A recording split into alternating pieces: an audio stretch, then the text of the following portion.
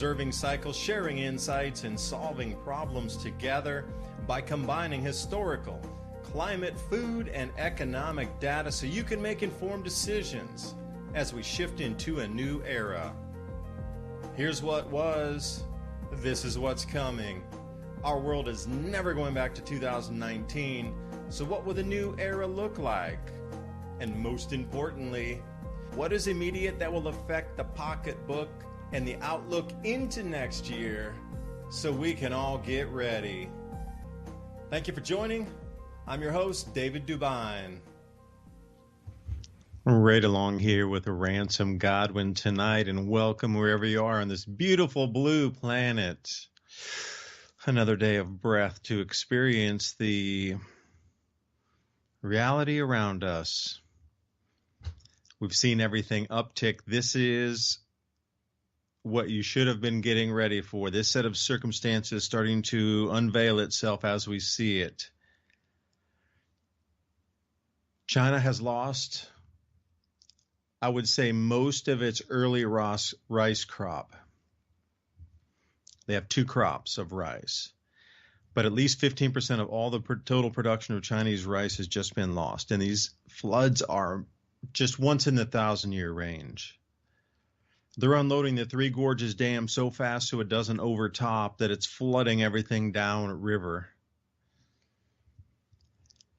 And crop losses everywhere you look. So suddenly there's this scatter wave. And, you know, it's so interesting for me that the same information about all these cities getting flooded, just enormous crop losses across China, was like Friday of last week, and then we saw what happened this weekend. And I'm like, are those two tied? Do they know the Chinese are just going to be just voracious out there trying to get food for their citizens at any cost? And this is, you know, the next uptick. Everything has just shifted because of the amount of food that will or will not be available across the planet. And everybody's looking at the money. What happens to my dollar? It's a central bank digital currency.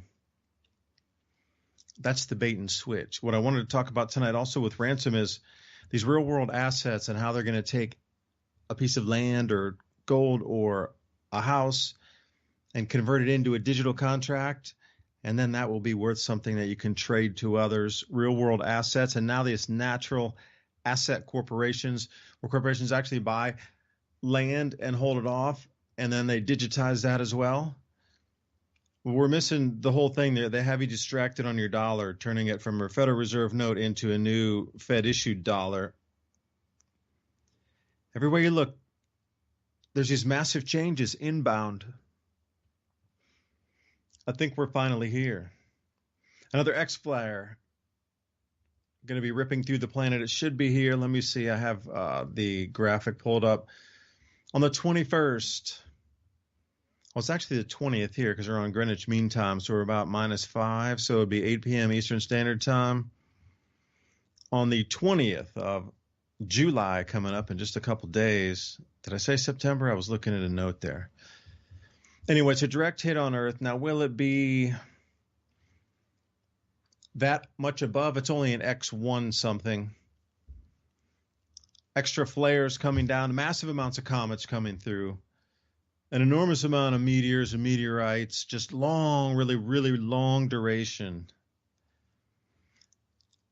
What's going on with the atmosphere that these are allowed to come through? Are we coming into a more debris-ridden area of space? Is this because the gas giants are lining up in a square behind us? And gravitationally, forget the electromagnetism, we're just going to strictly gravity as we understand it. With all those magnetic effects, would it pull that directly into the path of the Earth? And is that what we're experiencing as we go through this square this October? And this same squaring of the planets hasn't been seen since 79 AD. So you really have to wonder. Think of a perfect square of Jupiter, Saturn, Uranus, and Neptune. Then we have the sun, and then the Earth will go right through the center of those two different magnetic fields. Now imagine if that's dragging stuff in, i.e. space debris, rock, then we might have that pulled right into the front of our Earth. And that seems to be what's happening right now as well. the Hungatongi eruption, that water is starting to come out of our atmosphere, and these massive floods that we're seeing across the planet, absurd upsets in the entire hydrological system. And that's just a big word to say water, rainfall. But rainfall is, well, that's our food, that's our crops. So on the world stage, it looks like, I don't know if it's the distraction because the food, the availability to grow food, all the disasters happen. I'm not sure. But anyway, Ransom's joining us here. I was waiting for him to give me the signal. Now, I did want to talk about all these things that are happening here and a huge amount of like, why are there train derailments? You got one windmill off of Martha's Vineyard, like just one blade breaks, just one. And they got to close the entire island off for one fiberglass blade. Like, what is happening? It is full on, full court press for like 1,000 things happening at the same time, which tells me only one thing. That the events that are coming in are going to be so disruptive because of electromagnetic and also gravitational inbound objects. The changes of perceived reality because of electromagnetic changes as we come through this squaring of the gas giants in October of 2024. You've noticed an uptick of intensity in the last week, possibly two. The closer we get into this squaring, the more intense it's going to get. And we have from now to October. And when you could say this last 4 years was like intense, you're going to roll that up into the next 4 months.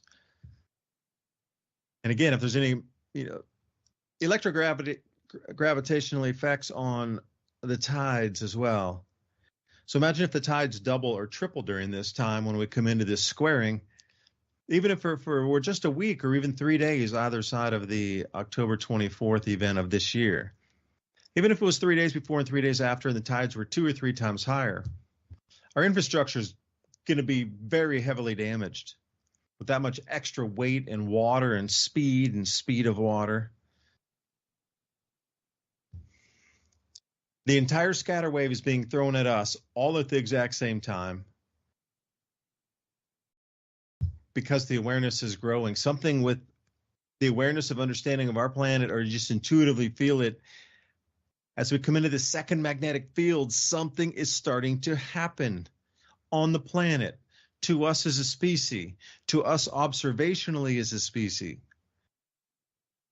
These controllers oversee with these puppet strings, you're seeing through the illusion too quickly because of the electromagnetic field change.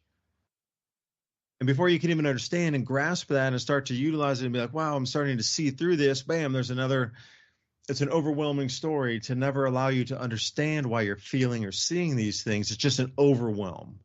That just gets lost in the energetic tidal wave. They need to stay one step ahead of this. And when I say them, I'm talking about the controllers all the way from the central bank into the corporations, the food producers, and everything in between, the logistic, anything that moves or controls food or commerce on the planet at the highest levels, from the Bank for International Settlements all the way down to the Fortune 10 companies and the Fortune 50s. And that leadership. What's above the aristocratic class? These cycles are here. They're back again. People know that it's here. It's going to be, well, it's starting to be disruptive already. If you haven't seen that, it's incredibly disruptive. Something has actually changed. Like the physical, what you would call soup around you has shifted. Did you notice that? And the soup is going to continue to shift more as we come into October. So Ransom, I appreciate you joining me. I don't know what you're seeing out there, but I feel that there is definitely a shift, like literally, like our reality ripped at, and where that rip is in the middle, you can almost step into that or see through it. It's a tearing. Right. You know what's so funny is last week when I came on, I basically predicted, I mean, not specifically, but like the first thing I said when I came on last week was, I had been watching the debates and then watching the news coverage of the debates. And that's why I said, watch, right? This now until election is going to be some of the craziest things you can ever think about that'll blow your mind. And I said that last week, and that's exactly happening. The world is changing. And that's another thing we talked about last week is you're just going to wake up one day and everything's going to be different. And it's just going to be like that one day you notice that it's different. Now, that kind of happened last week on Saturday. And I happened to have a live show that day. So I was, I was live on revolution.radio, and I had a whole show planned out about other topics. And the event happened. We'll just call it that so we don't get too much into it because I know there's a lot of weird stuff going on about it. But everything that I sat here and told my family while we were watching it, all of that has come out in the next, days and weeks. Like I called the whole thing. And not to mention, how often I talk to you about how this whole political genre of television, I guess you can call it, and news is like WWE. And tonight I just watched Hulk Hogan rip off his shirt at the convention there in true fashion, man. And it's like, in the background, all kinds of people are dying, like Lou Dobbs. You remember that guy from, Newhart show with the Daryl and his other brother Daryl? That guy's. So like all of these faces are leaving the planet. And we can get into that, but not too specifically because, a lot of people listen to the show know that there's been a big changeover rate. Let's just put it that way in the last several years. And that trend is going to continue. And it's going to be completely shocking. In the last week on that day, I think on the same day as the event, several Gen X people that are supposed to be celebrities also keeled over for one reason or another.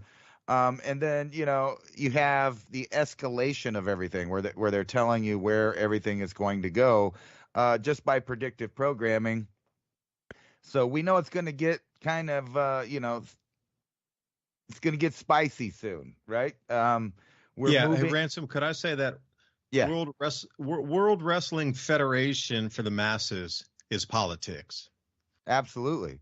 Yeah, that's old school. That shows you that you're old, man, because it's been the WWE for a long time. I think they got tired of competing with the World Wildlife Federation or something, so they changed it over to WWE a while back. But yeah, I never really ever watched none of that stuff, but I watched it enough to see the goofy production of tribalism and how they can, motivate.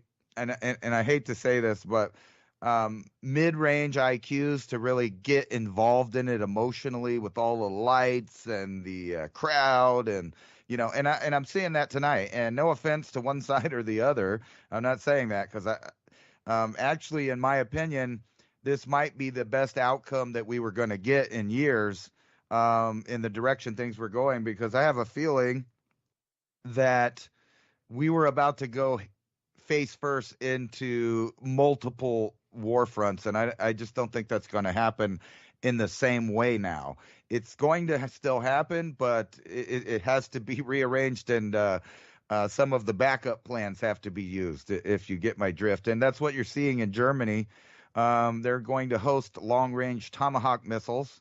Now, they don't have any enemies to speak of in reality near them, so that's just an antagonistic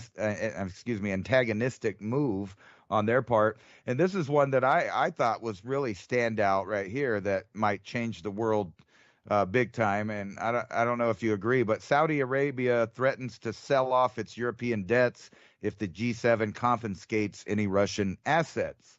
And then you got, the plethora of where AI is going. It's nonstop. It's going to be invasive. You were kind of talking about that. Speaking of, like, how are you going to travel anywhere when the new cars, whether they're self-driving or not, are going to be constantly snitching on you, on your text messages, on your face? Did you get tired? Are you altered while you're driving? Things like that. And driving habits. So they're going to nanny state you with how fast you're going. But this was the real mind blower: automated DUIs, right? The new AI-powered in-vehicle camera technology that'll assess a driver's intoxication. That could mean anything now. And, just the creepy idea that your car is going to go out of its way to keep track of you and spy on you. That's the ultimate in the nanny state. That's exactly what we've been talking about, from chips under your skin to the phone in your back pocket, the tablet your children play with, the television that your family surrounds, to the all of the utilities based yeah, I'm losing my mind here. I forgot words. The like your You were stove and going your tracking because I rented a appliances. car one time and I was driving back from Atlanta, about a 4 hour drive, and it was, rented it later at night. And the start, I wasn't really, I was sort of tired, but I was like, it'll be, just focus and turn on the cruise control, get back. But it would tell me to pull over for a rest break about every 30 minutes. That's crazy Wow. because it was monitored. I didn't even want that kind of car. But then all of a sudden I got my car going, you need to stop for a rest break. You should stop for a rest break. You need to, I was like, what the hell? In the car, no less. So it was monitoring my eyeballs and pupils like they have with some of the mining equipment. That's scary because that was a rental car, and I sure as hell didn't sign up for that in my rental car. I didn't want that. I want a car to drive home. Thank you. Right. And that kind of demonstrates the point I've been trying to make. From your TV to your car to your phone to your television, all of these new technologies, like judging what your mood is, pushing on your heartstrings, trying to get you to think this or think that, or make you believe that this is the reality that's happening or not. All of that's going on. It's a hardcore technological propaganda war going on right now. And it's almost as if, you can really only trust your eyes in person at a location at any given time. And then your eyes are going to start bugging you out because things are going to radically change. Here's a article from Well, wait a second, Ransom. Could I say that? yeah. It's just impulses of electricity that are transmitting either what you hear or what you see into your brain to be decoded. So if that's a manipulated field in itself, then with the reality you're seeing or decoding, like the suit you're in to decode reality around you, that is being messed with at the moment. The input into that. Yeah, absolutely. And that's just like the first layer of it. They have gone so far as to be able to program and trigger things in minds. And a good example of that, if you remember, probably 10 years ago or more, they had the Pokemon craze. And, they had the cartoon that came on and had a specific flicker rate that caused a certain percentage of children to just start seizuring and, clam up. Well, that was an accident. That was purely by accident. However, that technology that uses what that did exists in many different forms, and one of those is Li-Fi. And a lot of people, neglect to talk about or realize the reality of Li-Fi. And Li-Fi is light instead of like the internet. It's not wireless connection. It's coming right through the light, right in your eyeballs. Now, if you can make a bulb that does that and projects the internet out, which is a thing. You can look it up. There's various companies doing that now, and they probably perfected it in the last 10 years. You can have internet in an entire building with only the light that's available in the building. So if that's true for the machines that could pick that up, now you're talking about integrating the body and, the technology together. It will be picking up all of these inputs, just like you were talking about, from the very first layer of just the light going into your eye. But also on top of that, specifically coded information that can be transmitted directly into your brain. And this is going to be spread out all over the place in various different places you wouldn't think it would be. Like someone sitting at the DMV that becomes unhappy with how long it's taking, or maybe it's taking too long for his number to come up. And, it wouldn't be unexpected in the near future for a robotic individual or a police escort to come out and ask you what's the matter with you and why you're doing that.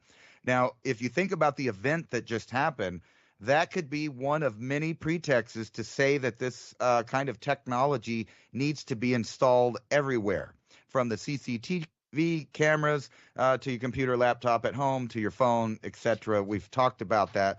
And here, the former Joint Chiefs of the Chairman predicts 1/3 of the U.S. military will be replaced with robots in the next 15 years.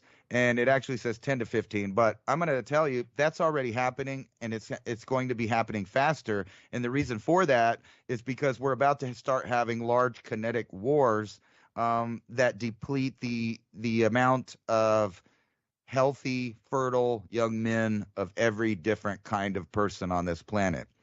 And then they're going to just fill those spots with killbots, which will be creating more and more death, but not in the form of troops. So you can see how it'll be easy to go to Congress and say, hey, we're losing too many American boys over there.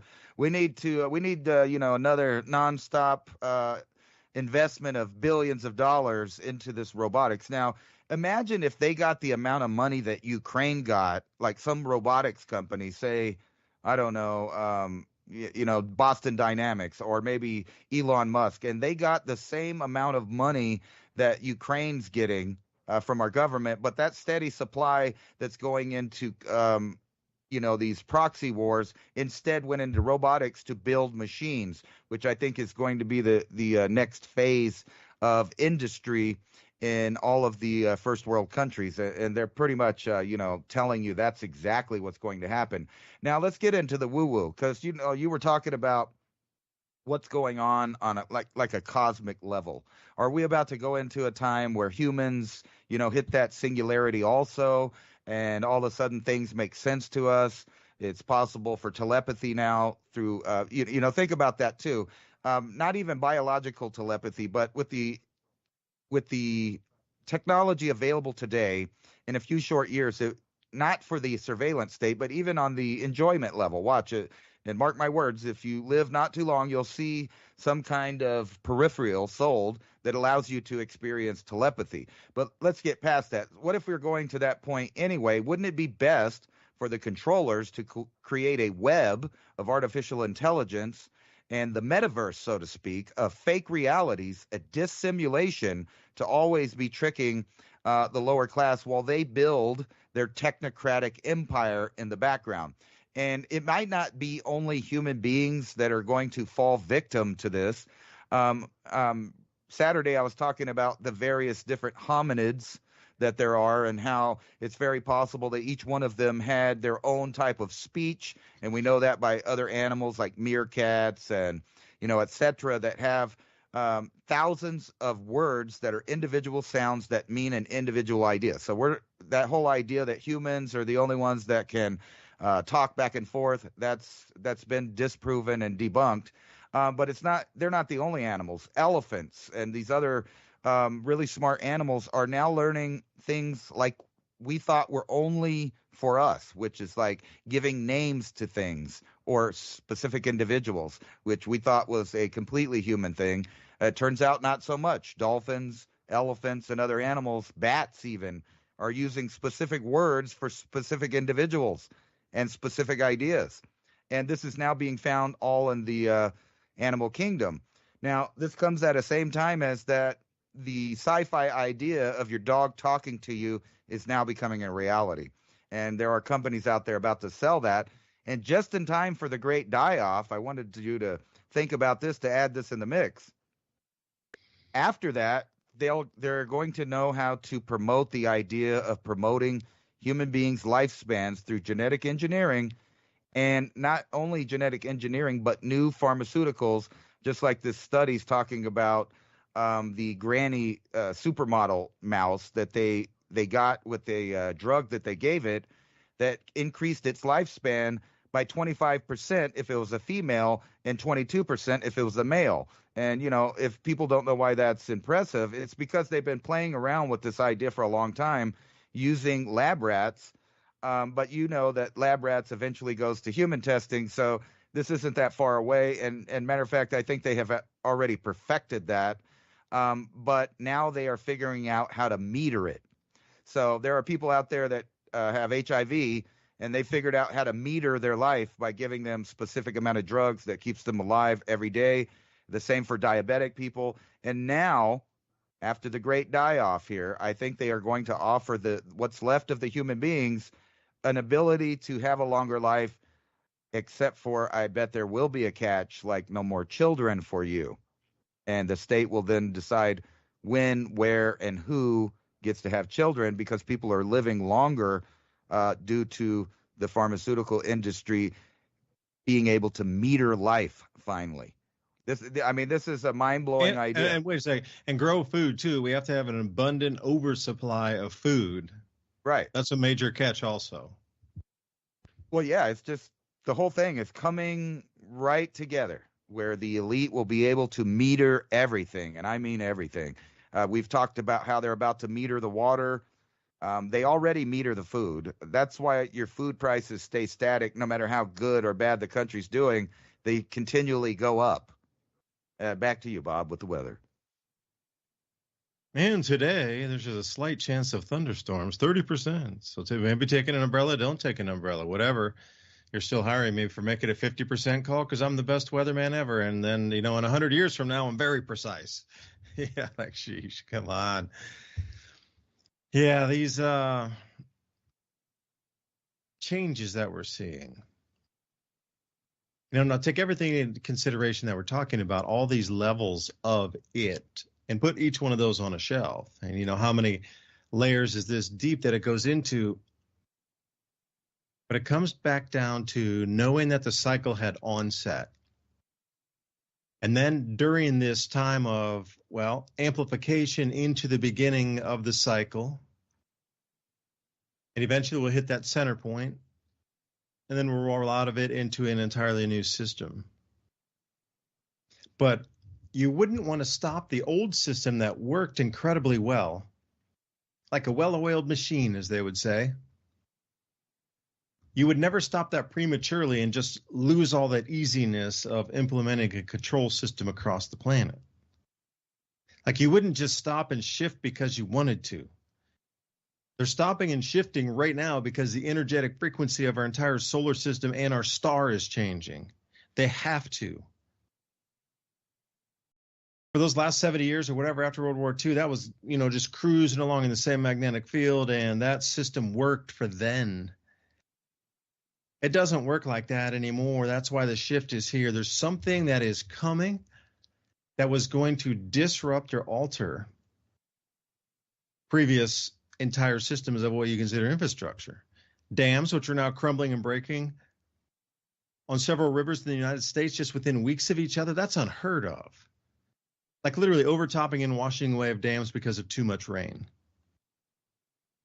And rail cars, and Ransom sent me a video of another corn train going over. 30 cars spill off the tracks, full of corn, obviously. But it's just nonstop train derailments as well, as if the earth's being pulled or tugged, and those rails are going out of kilter for a little while. And a train comes along and it didn't snap back together. There's differences in the crust currently. There's earth cracks. You would know the cycles here. And the reason I'm telling you is Lake Victoria. I was following this story because I'm very sure that the Sahel is going to get greener. So Lake Victoria, southern Sudan, it started to get a lot more noticeable rain in 2019, but they just broke a 128-year record for rainfall filling up Lake Victoria. Like, see, these cycles were known. Once these start, that means that this and this and then this will happen. But see, I don't have that record exactly. But these records exist of what will happen in the Lake Victoria era, and I don't care if it was the Aksum Kingdom or the Kingdom of Ghana that was taking meticulous records. As far back as it goes, somebody knows the cycle. When Lake Victoria starts to fill back up after it almost completely dries out, what used to be the base of an African mega lake some 6,000 or 7,000 years prior. It's going to go through the 6,000-year cycle. It's going to be totally full, like a Great Lake as big as ours, Lake Michigan. And then it's going to completely dry out into a little tadpole pond here. And then once that tadpole pond, super small, like a little area that frogs can live in, that's about it. Once it comes to that low and it starts to grow again, that is your signal that some event is going to occur directly after that. But it's not just here. For some reason, in the last 2 months, it started to happen everywhere. I really mean everywhere. So many that it can't keep up on how many record floods there are across both hemispheres occurring exactly now. So what's next? The event is here. So whatever these elitists and globalists and banks are preparing for, the event is here and started now in earnest, because there's so many things all overlapping, so intense. If you were looking for a signal of intensity that, wow, you can't even deny it anymore. You really can't. We're at that point with all these floods across the planet. It's undeniable that there is just record floods everywhere, on all the continents. Is it the water coming out from the Hunga Tonga eruption? I'm not sure myself if that would be exclusively just that. But whatever's in play, as we're already past the point of no return on it, natural cycle-wise. So the crop losses come next. Then what? So speaking of that, a powerful derecho blast through the Midwest, leaving a trail of destruction. That was just today. The front was 500 miles wide at 105 miles an hour, going over the middle of the the middle of the cornfields in Iowa and Indiana. A 500-mile long storm, corn that's probably chest high, 105 miles an hour winds, and that has ripped through our grow belt. Now, remember, just 2 weeks ago, we had record floods down the Mississippi as well, over Missouri area. China lost their crop for the beginning of the year here. You know, I heard the news that they had to release and open all 9 gates at the Three Gorges Dam. And when they do that uncontrolled, and I mean full throttle, because the dam was about to overtop. The Three Gorges Dam was like, really, I had a kid that like a couple of feet from overtopping, because every other dam system above that was completely inundated. They had a full year of rain in one day. I'll say that again. The higher up areas within China on that same dam system that come down to the Three Gorges Dam, that whole entire area received a year's worth of rain in one day. So every dam filled up beyond its capacity. They opened up all 9 gates, and the number of drowned are, government releases and says 60. The people living there say north of 100,000, because the dams opened too quick and they didn't warn anybody, and it was going up like, a foot every couple minutes. And just the amount of, you can clearly see that is another sign. So it doesn't matter which continent you go to, these same cultures that have mapped out all these different cycles through the last, at least 3,000 years. We're here again. Now it's time to change, because you can't let the people know. You can't let the people know. You see how all-encompassing it is, because I saw this meme, and it said you just paid 8.5% sales tax on fireworks to celebrate a war that you fought over 2% taxation. Right? So it's all about keeping you on the system.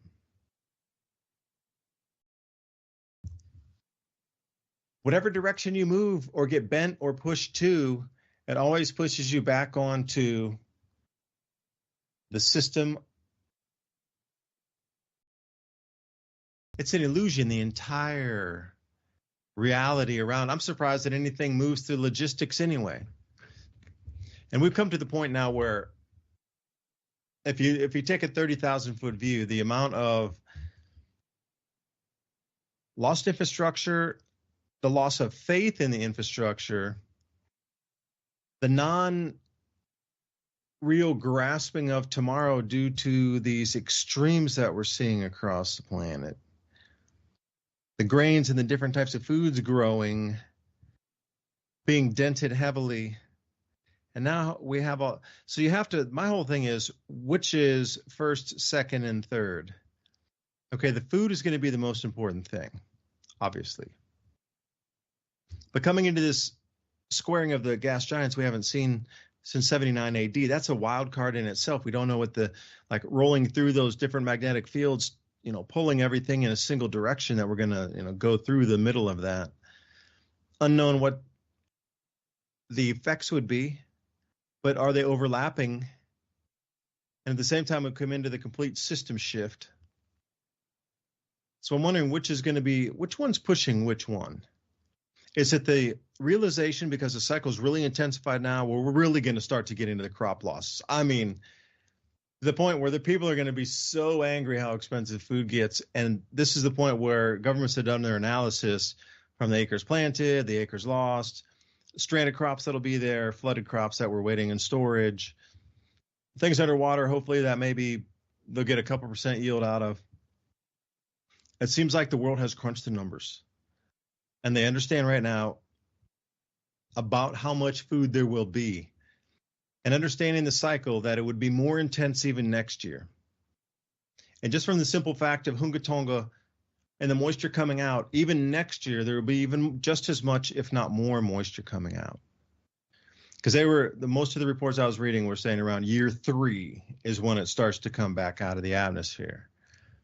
Well, we are just at the beginning of it coming back out of the atmosphere. A few more years of this, 3 to 7 years. So put it into context, then is it somebody knows that we've crossed this point and all these other things need to start happening. But what I see at the end of it is whatever the restructuring will be, will still have you stuck into a system of voting and paying taxes. Staying on the ranch, if you will. There's not going to be a breakaway of a new system that's set up that doesn't have either. That's the trap of it all. You're choosing the system still to stay within that same control, which I find incredibly interesting. So walk me through it, and you know where we're coming to at the end of it, a new system. How much you think it has to be crop losses before a nation invades another nation just for the food only, strictly for the food? I don't know, Ransom, I'm trying to put them in order. Can you help me out? I don't know if you saw that Twitter post I sent you, but it's a farmer from England explaining how that there's this group that basically came to them to pay them money not to grow things, and if they grew it, to just let it sit there and not feed their cows, not do anything with it. And they had a plan for 3 years of no food. Let me see if I can find that real quick and put it up. But basically, he was talking about that they have pressured them through making the manure and fertilizer and all of that so expensive they can't do anything. And I watched the guy talking, and here's the quote: "The government has offered us a scheme whereby we get paid for not supplying food for 3 years. Don't believe farming and food supply is under attack." Listen to this guy, how he explains how the financial incentive is for the state to not grow any more food. And he talks about how you would get paid to grow bird seed and things for the bugs and the birds, but not for human consumption. And that's where we're at, where the governments of the world are even playing dirty to tell people not to even grow the food in the first place. Now, the only reason I could think of that you would push people to not grow food is if you were planning on some kind of, an event in which this is kind of like put options. Oh, did we lose a call here? Anyway. No, you're still there. Oh.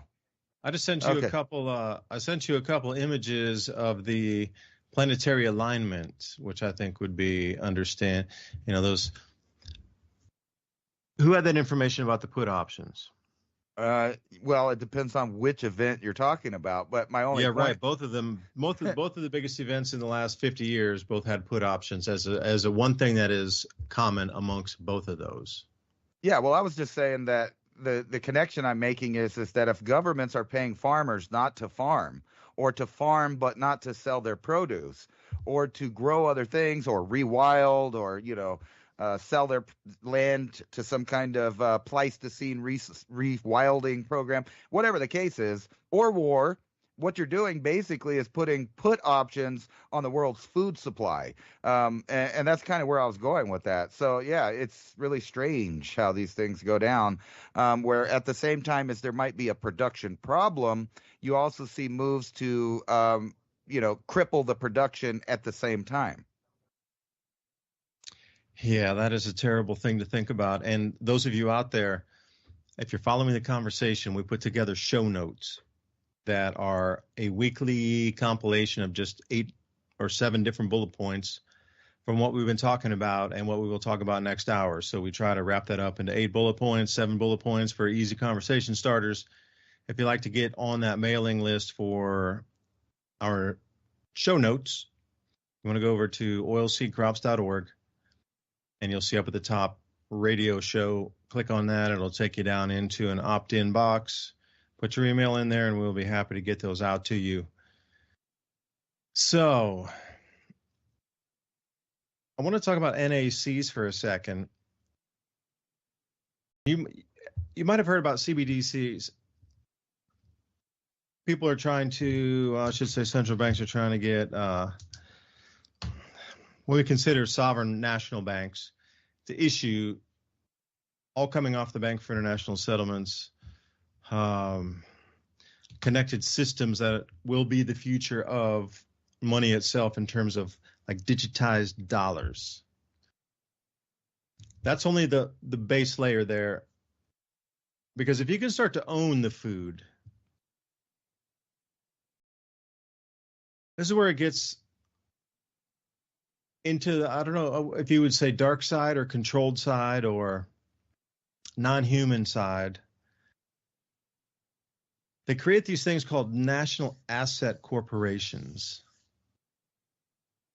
And a group of companies will come in and buy vast swaths of land. It could be agricultural land, could be forestry lands, could be dual usage, forest canopy lands, forest floor, farming, agriculture, dairy, fishing, anything. They'll come in and buy these vast swaths of land and completely take it off of usage for anybody to be on there. It's completely private land. It's king's land. They fence it off.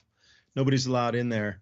And then what they do is they digitize that, and then you're a partial owner of the plot. So the entire plot cannot be sold back again unless every last one of their issuance comes back in hand, and then they will be able to sell it. Otherwise, it is taken off of usage forever.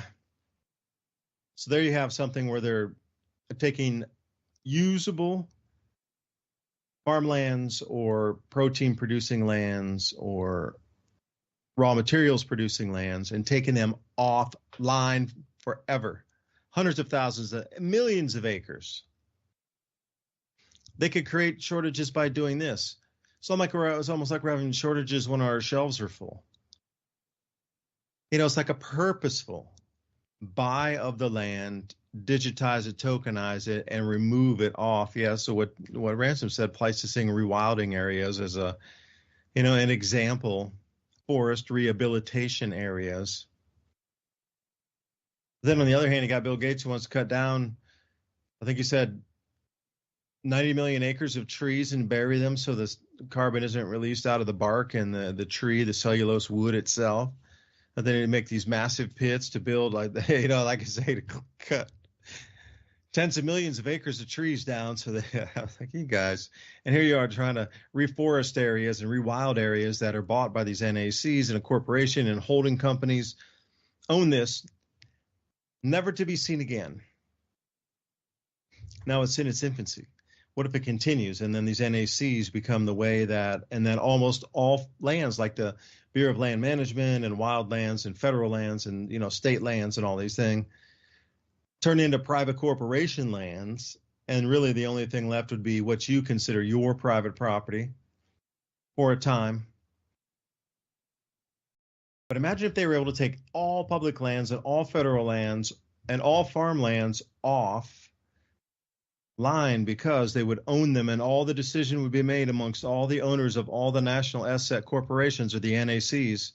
Like I could buy one, me and Ransom, we could buy a 500 acre, what you would consider swamp area And then we'll take that and we'll say it's a natural ecosystem. But on the periphery edge of that one side over there, they're filming or they're farming, 50 acres of something. Or it's the edge of a wilderness habitat where people come in and go fishing. And they're allowed to frog gig in there sometimes once a year, twice a year. Like, we could buy that area, take it completely offline, fence it in. Nobody can come in there and do anything, not even fishing, nothing, completely offline. You can't farm there anymore. You can't fish there. You can't do a single thing. You can't cut a tree. You can't even use an acorn out of that area. Completely gone. And then we digitize that and we say, all right, well, it's worth $1 million. And then we split that thing off into 1,000 $10 pieces, or I don't know, or however you want to fractionalize that out. $1, one token, 1 million token issuance. And everybody can own a piece of that land. But the thing is, it has to remain private and offline for that to occur. There's no like dual usage of these NACs. They buy it, it's on the shelf. And enough of this keeps going on and on and on, then where does our usage for the land come for us to be able to grow food or actually look for energy resources? Water's an important thing. I don't know, man. It is, like you said, I really believe at the heart of it, like you said, they're purposefully taking everything offline, and they already know that this civilization couldn't be salvaged in its current form based on the things we are entering and the intensifications we're moving into, especially starting this year. I don't know, man. It seems a little quirky. I hope, did you find those two images I sent you of the squaring of the planets in Skype? Yes, the one I have up right now is your comparison to 2024 to 79 AD. Yeah, so put that in perspective. We're coming into the same electromagnetic change, whatever occurred back then to shift the Roman Empire and bring in a new religious era is happening right now again.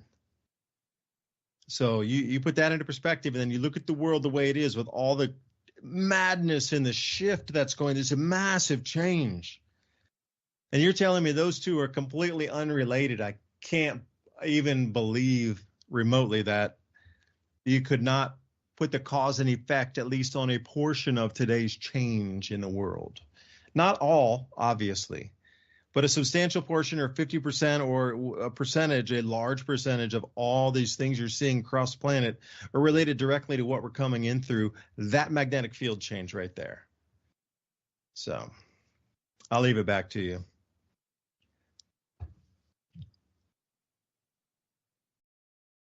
Yeah, how's that going to affect us? I've been doing a lot of studying into the Mayan and Aztec and other Central American, cultures, and knowing that they were taking different things to make them see the world in a different way. They had a different connection, so they were seeing it altered. And I ask you, is that not that much different than what's going on now? The difference is everybody's not on mushrooms now, seeing things. If you were looking at a guy wearing a jaguar costume with the skull of the jaguar on your head and you've ate a bunch of ayahuasca mushrooms and peyote, you're going to be seeing some altered spaces, right? But today it's a technological hallucination or a dissimulation, and that's what's going on. They have convinced people that the country is going one way or the other, but like I've always said, no matter who gets in office, the balance or the status quo always maintains. So you might not get the war that you want, but you're going to get a war. You might not get the guy that you want, but you're going to get a guy that does things. And everybody will come together for the emergencies that happen for the public. So you didn't see too much, well, there was a little actually, but this whole thing fit into their narrative that everybody's going to be fighting here in the United States or some kind of civil unrest between the people. And time after time, they keep trying to pull out these triggers. And the Americans, whether it's because we're lazy, we're too smart, maybe it's because we just don't believe it. Who knows the actual reason, but we don't fall for it. It maintains. And I think that's happening in a lot of the other Western world countries, and that's exactly why they were susceptible to the razzle dazzle. Look at the birdie over here while we change everything in the background. And then it only takes that one event, only one, to radically change the entire world. And I think that, the other day was one of those events, but it was a small event. It was just another trickle into the stream of change that's about to happen, and it's incremental. And I've been saying this for years, but it's weird to finally be in the year or the years where I see it all unfolding. I see all of the predictions I've made, all of the bad things, some of the good things coming out and happening. And we're getting to that point where, maybe you should reset. And there's different ways to do that. And what I mean by that is not reset along with their great reset, but literally reset your mind, reset your way of thinking, and see things in a new way. Imagine, and I know that you experience this because, like you, sometimes you just cut off the feed and you go and you deal with nature or your land or your private life, your business, your affairs. You got to deal with personal stuff, and then when you come back, don't you this is a question, do you realize how much things have changed from a little portion of time that you left the feed compared to like 10 years ago? You could go on vacation for 6 months and come back and everything would be relatively exactly the same, but now you can disconnect for a day and you're behind everybody on the planet of what happened. And I was watching that event live on one of the streams, and I kid you not, I thought it was an AI fake at first. I thought that can't be real. I'm not looking at that. That can't be real. And then, I flipped through the feeds everywhere, and sure enough, that is what's happening. That's what's capturing everyone's mind.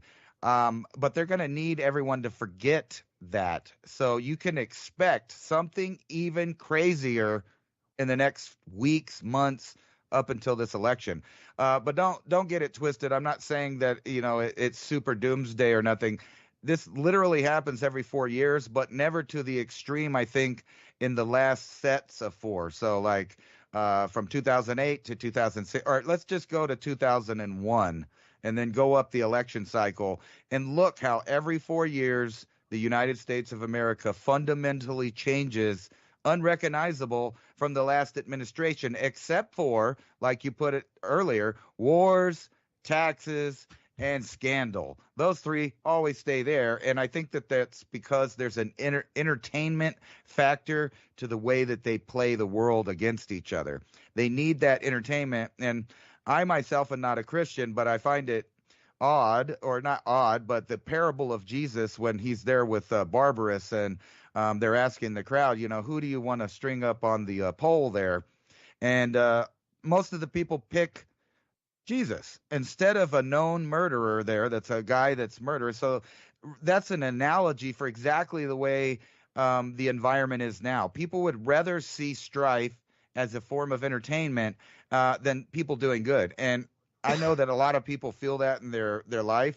But the thing is if you're just doing you and you're in your own business, those outside people can't really affect you. And you don't want to hang out with people that don't have the same goals as you do, right? So if you want to prep and you want to change things and make things positive and change over to a new kind of living, you're going to have to hook up with other people that do that too.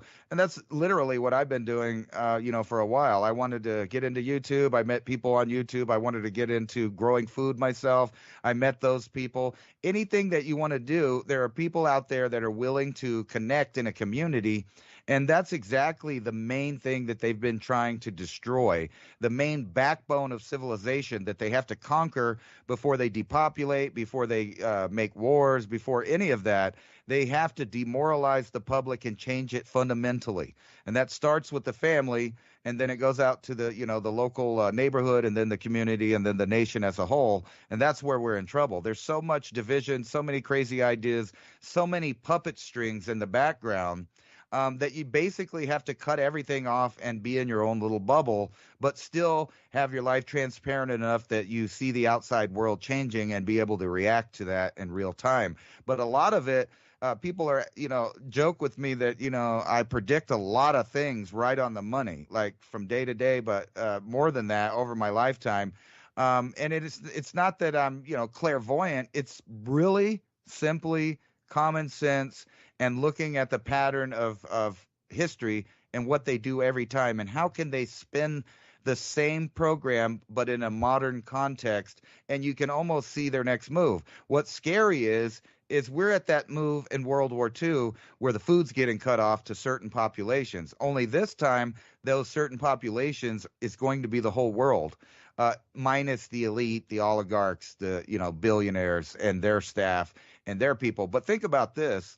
If you took all of the people in the world and then you got rid of the general population, but you only left the royalty, their family, their friends, their subjects, so to speak, the people that work for them and do things, and then you did the same thing with the billionaires, the oligarchs, and the politicians, and you'd have a very small population. This is the story of the worst road trip ever.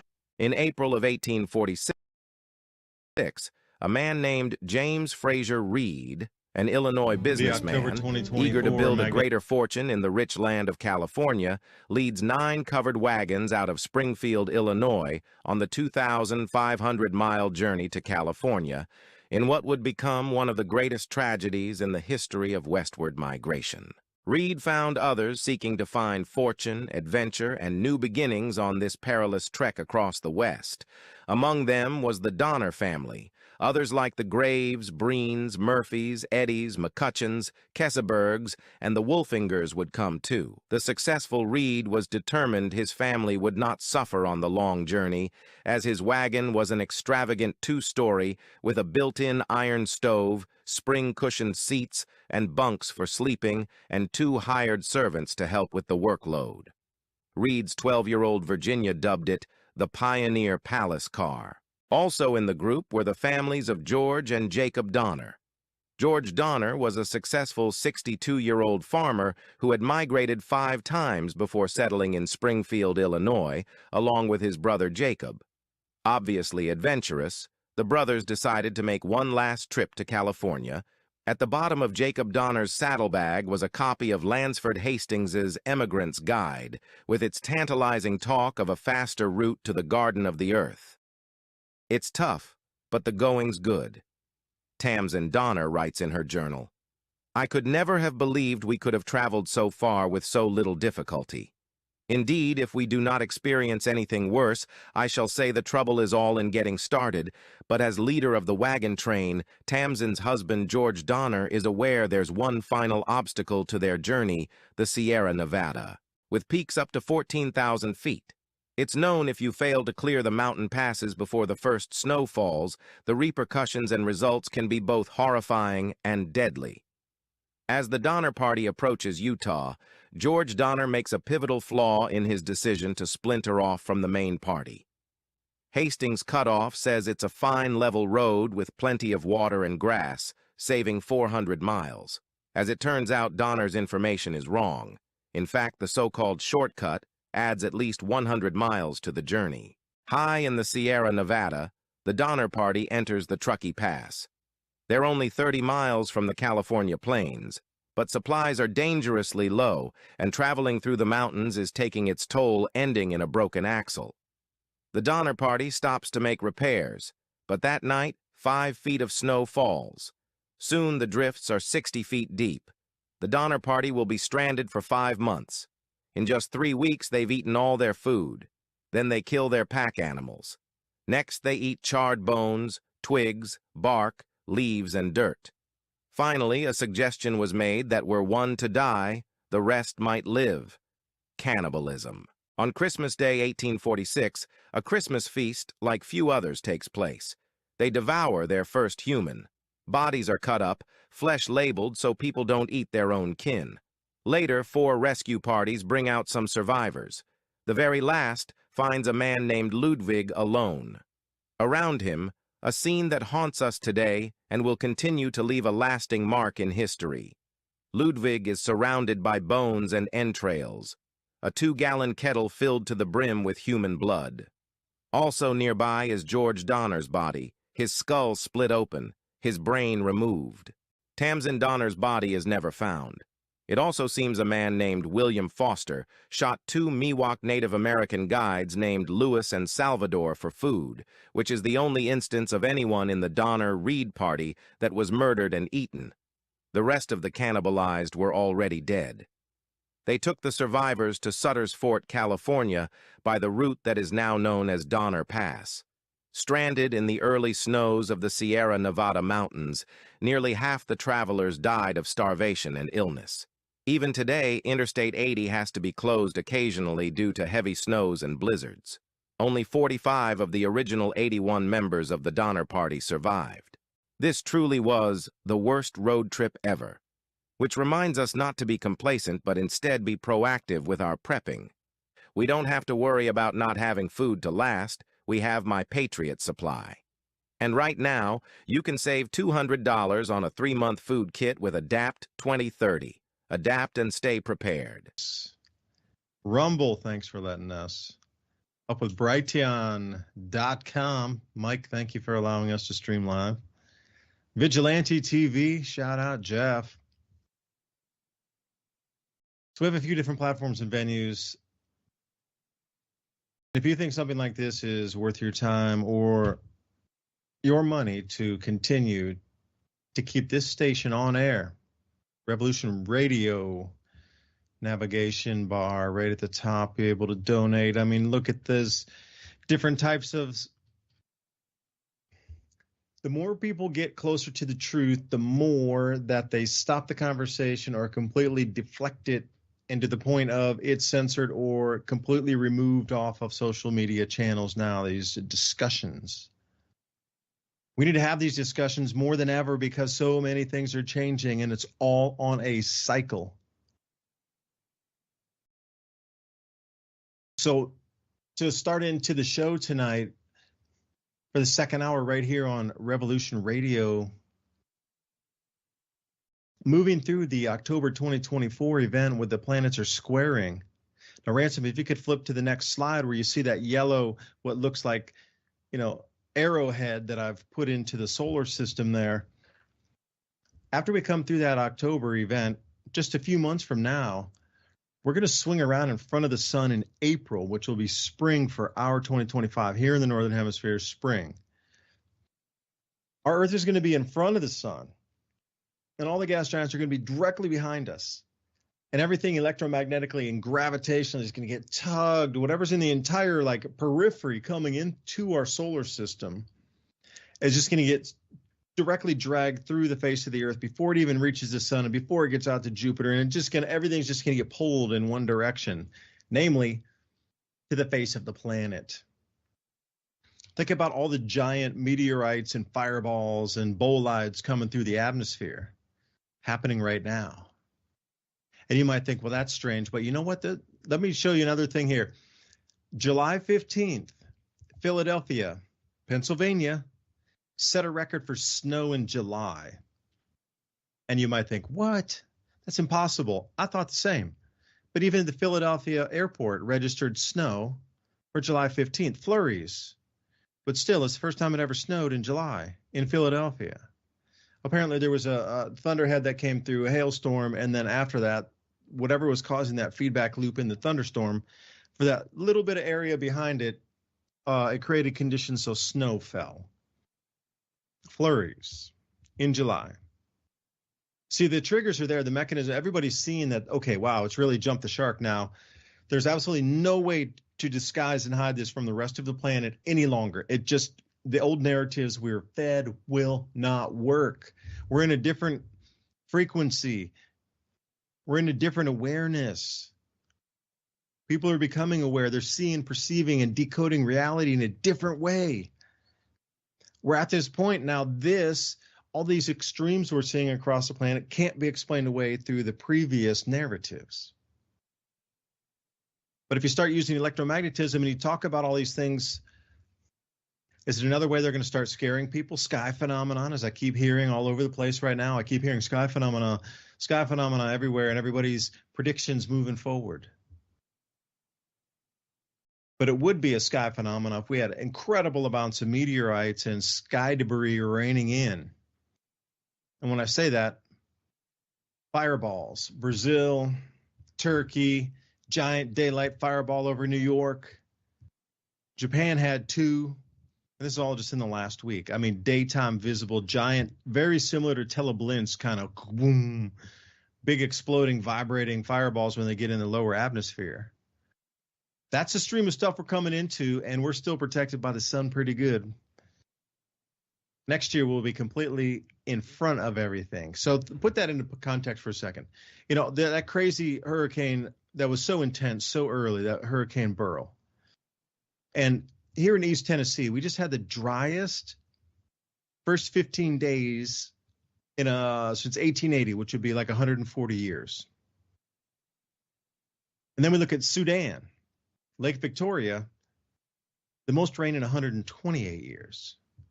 You know, so those are very close together. Like something that we're looking at definitely is on at least 150-year cycle on this one. But then China gets a full year's worth of rain in one day, which is on the 1,000-year. And then you start looking over different countries and see how much snow and how much rain is coming down in the summer that is just blistering. I mean, blistering the amount of the earth changes that we're seeing with lakes, rivers, dams, landslides, earth cracks. What I'm trying to impart is it's coming to the point of intensity where it can't be hidden any longer, and they're not going to bother. And when I say them, the same controllers are just not going to bother to try to even convince you anymore. They're going to run with all these things happening, forget the narrative. They're going to use it as a fear mechanism because the event, not what could be in the future, 50 years from now, 20 years from now, don't use a plastic straw. I'm talking about immediacy of the event of what you're seeing in the skies above you. Mississippi, Minnesota, Missouri, record floods, you know, I mean, it just keeps, it never stops. The world has come together in agreement that it's a worldwide event with whatever is happening in intensity. So globally, there's no one country not affected where people are not noticing to the intensity point where the old narratives don't work across every nation on the planet. So it has to shift. And that was the whole thing about the next iteration is going to be when these fireballs start getting bigger and more common, especially after October. We're going to swing around the backside of the sun. Right around February, you're going to start to see more. And I do believe as we get into April, around the middle of April, we're going to be the most precisely in front of the sun until we get back around when we come into winter on the backside of the sun. Like you come in with those two events back to back events like that quick. Whatever happens with the electromagnetic field shifting and whoosh, that'll occur in October, just days before the election. And then shortly after that, there's going to be pelted by an enormous amount of space debris coming in, and huge amounts of fireballs, meteorites, these sort of things. And we're going to come right into that at the apex of 2025, April. So again, I come in and I look at it, and we were talking about what Ransom had spun on their same spin program, different era. So how do you keep people distracted when all these things are happening in real time in front of them, and they need to question their reality, they need to question their own program, and they need to question their bedrock of what they think existence is, because it's shifting so greatly and so quickly that it's hard to comprehend how big the events are getting in front of us. Same spin cycle, different era to keep the masses distracted during these changes. I don't know, Ransom, take it away, man. I was going somewhere with that, and I think I said the same thing last hour as I was trying to get us in for the intro here. Right. They want to keep you distracted so much that it's always doomsday.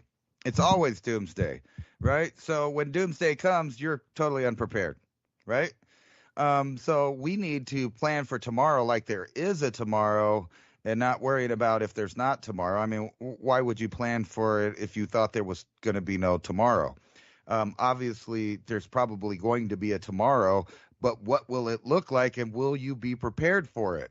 That's really everyone's question, and evidently the message is, getting big. I mean, look at this. Even Costco selling doomsday diners, right? They're selling you some apocalyptic buckets, right? The apocalyptic buckets. Hey, that's got a good catchy ring to it, man. A good catchy ring. I know, right? That's not bad, but it just tells you that apocalyptic buckets. Yeah. Why didn't I think of that, man? Right. What's funny about it is it's probably, not not the same organic stuff that you could get somewhere else. But the point being that even the major retailers are going in the direction of maybe you should have some of that. How much of that, and why would they do that? Is that like a weird message? Are they really trying to make money off of it? I mean, because for people that don't think anything's ever going to happen and it's all going to be fine, that's just a novelty. But for people that think, hey, well, maybe it's going to happen, maybe I should have some kind of redundancy backup plans for life, that's a good idea. And I bet they're laughing when they go into Costco and they're buying other supplies that they've already got that taken care of. But the fact that it's becoming even the mainstream outlets. But what's weird about that is what do you think happens if something does happen? Do you think those buckets will still be available? Of course they're not going to be. You remember what happened to the seeds and other stuff, and we weren't even in a shortage. They just didn't want you to buy them, right?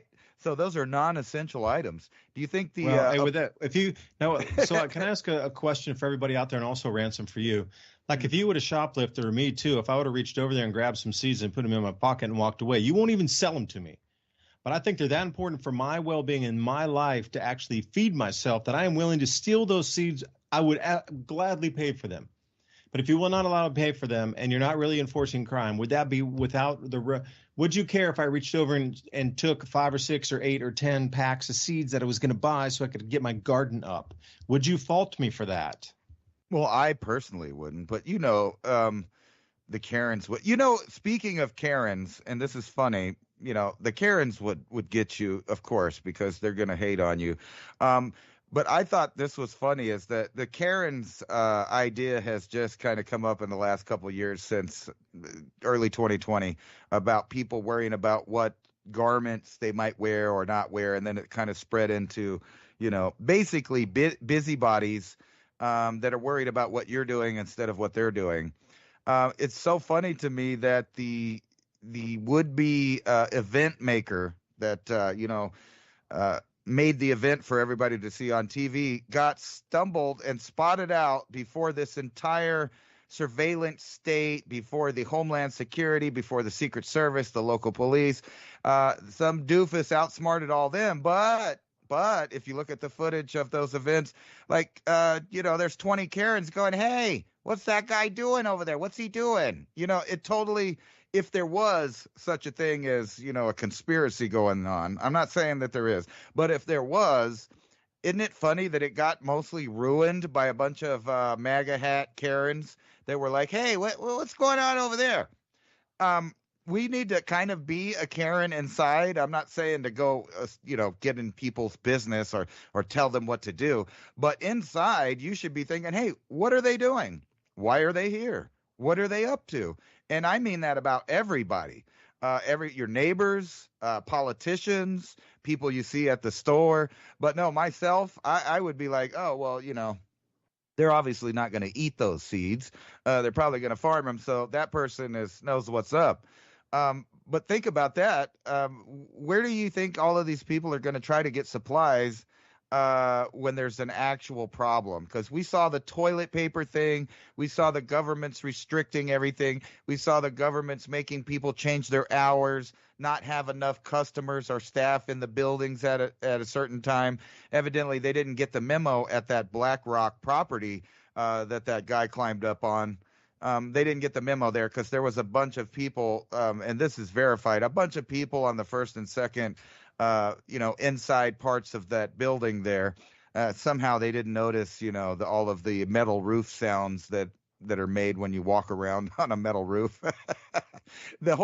It's all made for TV. And even when it's real, it's made for TV because, they will put so much disinformation out there that will cause enough arguments that the censorship gets their, reasoning behind censoring things because that's not the story that they agree with. And that's what I was talking about earlier. You're going to have to cut off all outside sensory perception except for an entertainment value only, meaning that all facts, all video, all audio has to be verified and confirmed before you can believe it. You can't believe what you see and hear in real time. You just can't do it. There's always new information. Things are exposed. But speaking of that, BlackRock is getting very famous right now, for a bunch of different reasons, right? So there's all kinds of scandals about what they may or might not be doing, but a lot of people don't know that they are heavily into, guess what? Robotics, and not the kind that's like the cool, walk around with me and tell me I need to take my prescriptions because I'm old and I have dementia. I mean the ones that replace human jobs, factory jobs, customer service jobs. The robot that's just an arm that can not only cook it, package it, but serve it to you and charge you, all with just a QR code with your phone that's attached to your face all the time, because now there's nothing but phone zombies. I watched a video this week of a poor woman that drowned in a pool, and the phone zombies, even in a water area where you wouldn't think that you would bring your phone in there with common sense, people had their nose in their phones, or they were so self-indulged that they didn't notice this woman drowning feet from them. They literally walked by her in a public place, and that shows you about how civilization will be if there is an emergency. Do you think they're going to stop to help you if you get wounded, trampled, or that there's no food for you left at the store? And I hate to tell you, the answer is no. I'm not saying that human nature is not good sometimes, but it seems to be the best when there's resources. And the only way to have resources is to plan ahead and take the future of not only your life, your family's life, your community's life, but your entire country's life into your own hands and plan around these systems. Vote with your dollar. Refuse to participate in stuff where you know that the people that are making money are actually against you, against human life, against farming, against ranching, and the whole human environment that makes us a human being. Yeah, no food at the store. All right, you prepared. I prepared. My neighbors prepared. Millions of other people across millions of neighborhoods are prepared. But you're going to have those people showing up at your door because either maybe they know you're prepared, or they're just like taking a wild guess, going, hey, I need some food for my kids and me, and we're super hungry. We haven't eaten like 2 or 3 days. Really, I'm super hungry. I'm starting to get headaches. I can't even help. We really need it.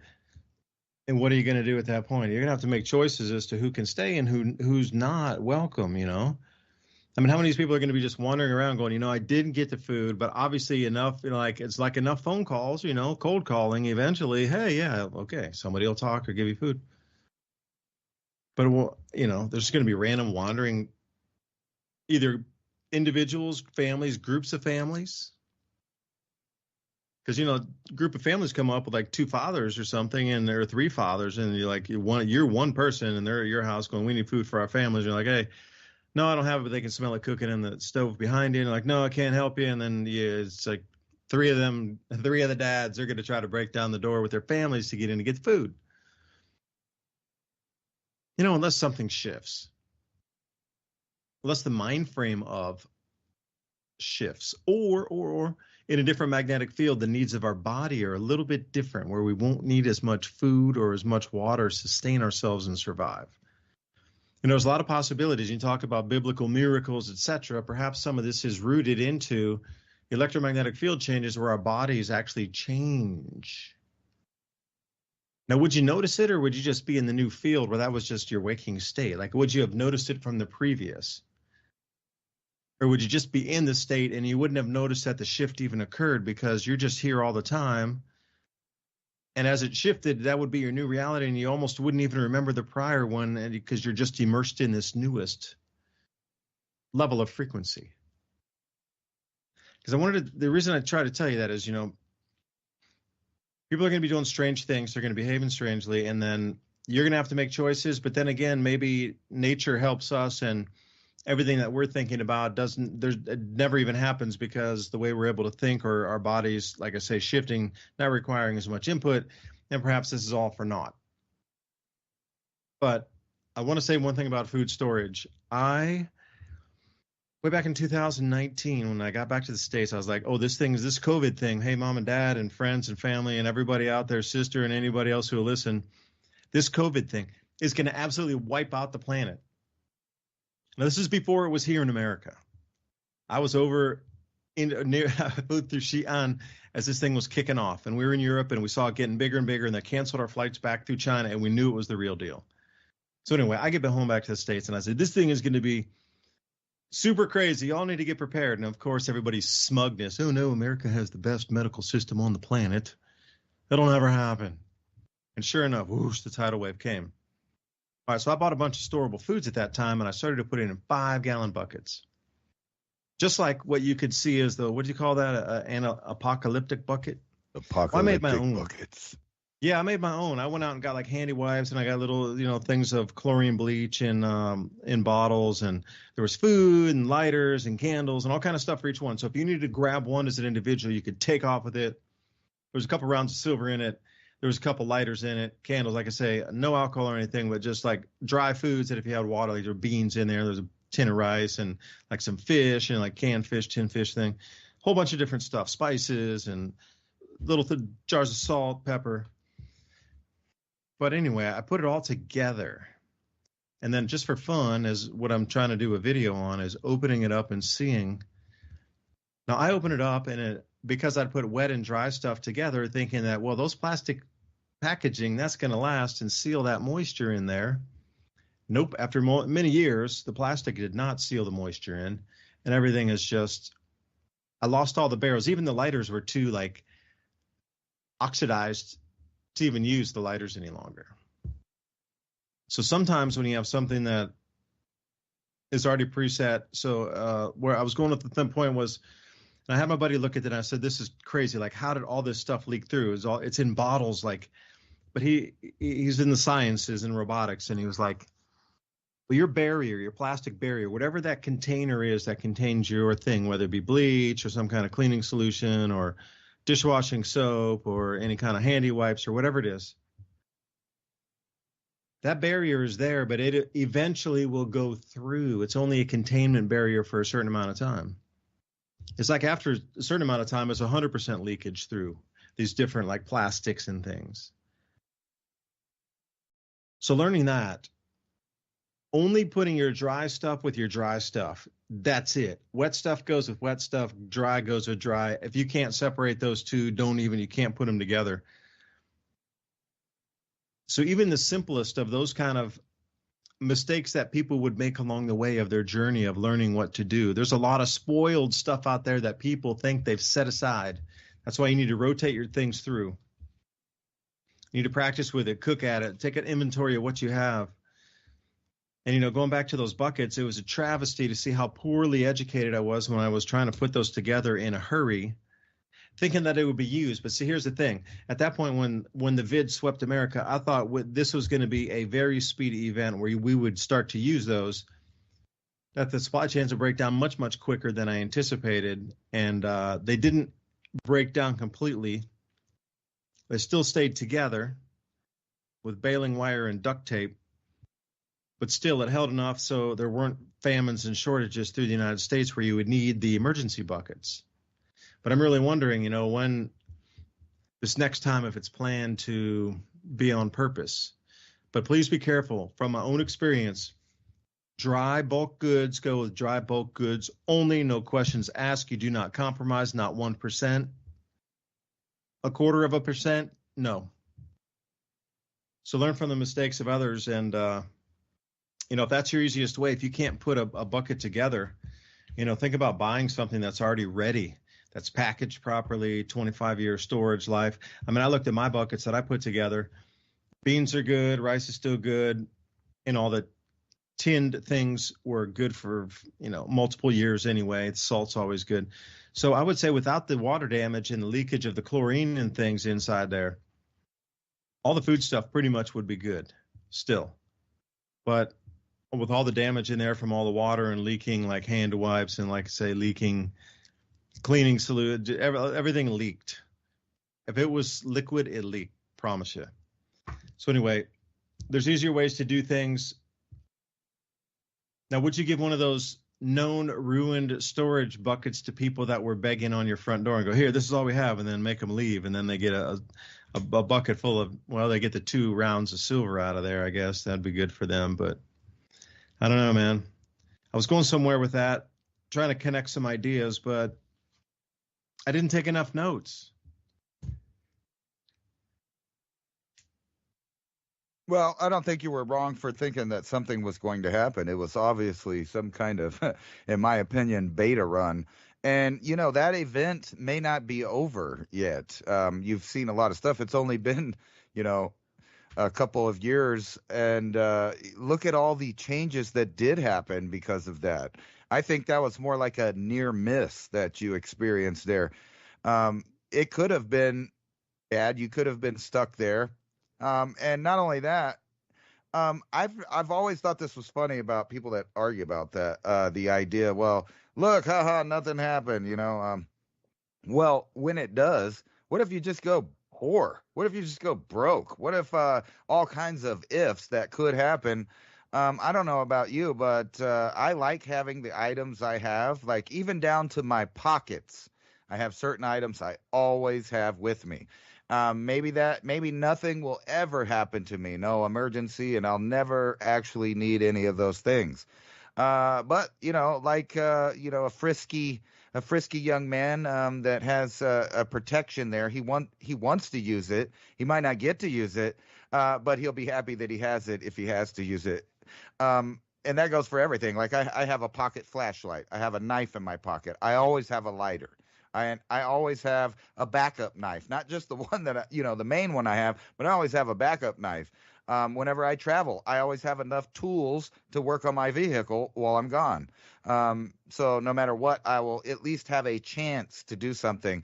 And I've been living my life like that almost always. Have I ever regretted preparing ahead? No. So if anything, does happen, which to me, it's not if, it's a when. Something will happen. Empires fail. Now, whether or not I'm alive for it, or it's my kids or their grandkids that got taught in a certain way, and they happen to survive an event because, you showed them what and how to do it in case it happens. I don't think that you would, go to the grave feeling bad about that at all. I thought that was funny there. I was watching that speech by the vice presidential candidate, and he was talking about how his when his grandma died, there was like 90 guns or something like that around her house. Right, because she got old and she liked to feel safe and make sure that she was going to be safe, and she realized that she didn't have the good mobility anymore. So instead of worrying about running back to her self-defense mechanism, she just, made sure there was one in arm's length. And I don't think that's any weird, like you were talking about the buckets. I literally do that with go bags. I have a go bag different for different scenarios. Like I take one with me traveling that has anything I need to live in the woods or, deal with weather. Because that's the most likely thing that I'll have to deal with. And those things have come in handy for me. There was Snowmageddon back in 2016 where like half the East Coast was covered in snow and you couldn't drive anywhere. And I was walking around in my Gore-Tex, literally sweating inside, opening it up to cool off in the middle of a blizzard. Same thing when the hurricane rolled through. I'm walking around and I realized if I, as long as I didn't get hit by any debris or falling trees, I'm totally comfortable in my personal Gore-Tex tent. Thank God for the military inventions or whoever invented that. Right. So I've never once been like sad or I had a regret about planning for the future ever. That's never happened. And I would think it would be the same thing with, backing up light, backing up water, and backing up food. And, God forbid we go into a scenario like that. But weirdly enough, coincidentally enough, all of the science fiction programs and entertainment for the last 40 years, if not longer, and at least like I'm going to say a tenth of the articles for the last 40 years have been about how apocalyptic changes might happen. Now, is it fear-mongering? I don't really think so. When you're saying things that are unrealistic, maybe. But if you're saying things that are just, down to earth, like, hey, if you live by an area that has tornadoes, you might want to have storable foods, a way to clean water, some backup clothes buried or, put somewhere, or an alternate location to move to in case, like if you had the money, wouldn't it be nice to have two houses that are in two different areas? So if something happens, you always have this idea that you could bug out to the other location and maybe it's better.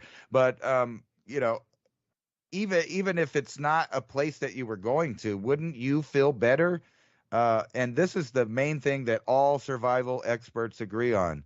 Clarity of mind and calmness and the ability to deal with your situation is the reason that almost all people survive extraordinary circumstances. In other words, if you are comfortable, your brain works. And if your brain works, you have a lot better chance of survival for not just you, but everybody around you.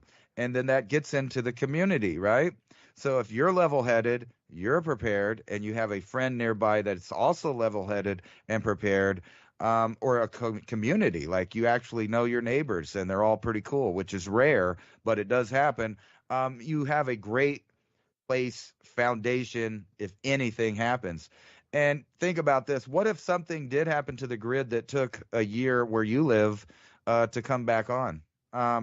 Wouldn't you be happy that you had food, that you didn't really have to cook so much to survive while everybody else is having strife and having to go to the FEMA tents or the emergency responders charity tents for water and food? That's just not a good idea. I don't want to be in that line. I don't want to go to the FEMA camp for free Wi-Fi. I don't want to go for the soup kitchen of the digital world. I want to be able to have at least the choice to bunker down or to bug out. And that's what it boils down to. So it doesn't matter what happens, a communist revolution, a super flare from the sun, a meteorite that impacts the earth and changes everything, 3 or 4 volcanoes going off in the same year, like 539 AD or something like that. And what else happened in 79 AD? There's a lot of factors that led to that. But if we just go 500 years to the future at the worst year ever there in that era, millions upon millions of people starved everywhere. Everywhere people were doing bad. And if it happened then in relatively recent history, then of course the possibility exists that any number of triggers could have that happen now. So, it's kind of like your choice if you want to be up creek and just live with the universe and flow through it how it comes. Maybe you'll luck out at the end, or at least have some redundancy backup plans just for yourself, your children, and your family, and maybe even community if you have it that organized. I was trying to throw into Grok while you were talking there. Give me the top 20 events that occurred from 0 year up to 50, the year 50 AD, Anno Domini, in the year of our Lord. To see what the top events would be using Grok versus other types of search engines to see what it would push us toward. Because if you're looking for another sign, because I'm trying to do this as a video and I have so many windows open, so I'm just kind of clicking through them. Here's another one. We're going to see a supernova coming up that will be visible to the naked eye, where you're going to see a massive star in the middle of our night sky glow and become a huge white dot in the middle of the sky, and then whoosh, it'll just vanish. So if you're looking at something like this, called Coronae Borealis, TCRB as in boy. It seems to be on a pulse wave as well. And here's the interesting thing. The last time it was seen was 1217 AD. And here we are again. So you can't tell me that there's this many cycles coming on. And it's also interlooped with a 80-year cycle, which is also that 4 turning cycle. So I'm wondering if these are all related. If we have an 80-year cycle of what they consider like stable flashes, but then in 1217, it was like, whoa, it was the biggest one they'd ever seen. And again, you're talking about Chinese stargazers, you're talking about Arabian stargazers, vast quantities of time of people stargazing and noticing the cycle of this. But the previous iteration, they don't go any further back. Like if it was seen in 1217, would it not 1200 years? There would be just, a little bit before the birth of Christ? Should have been seen then, what, in the Greek era?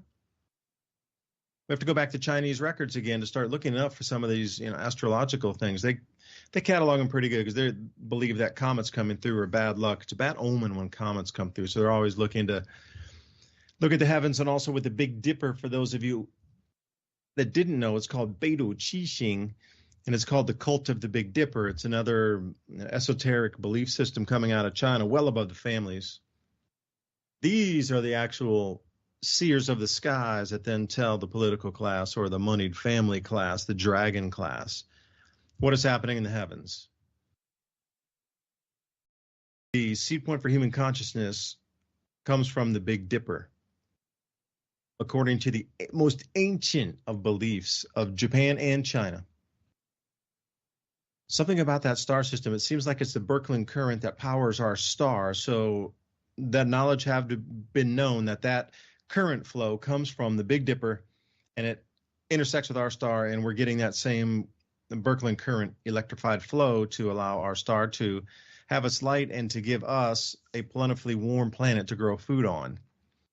They understood these things are linked, and when the cycles change, what on earth changes also. Well, the emperor loses the mandate in heaven. They lose the ability or the dictate, the mandate to rule over the people. They couldn't even grow food.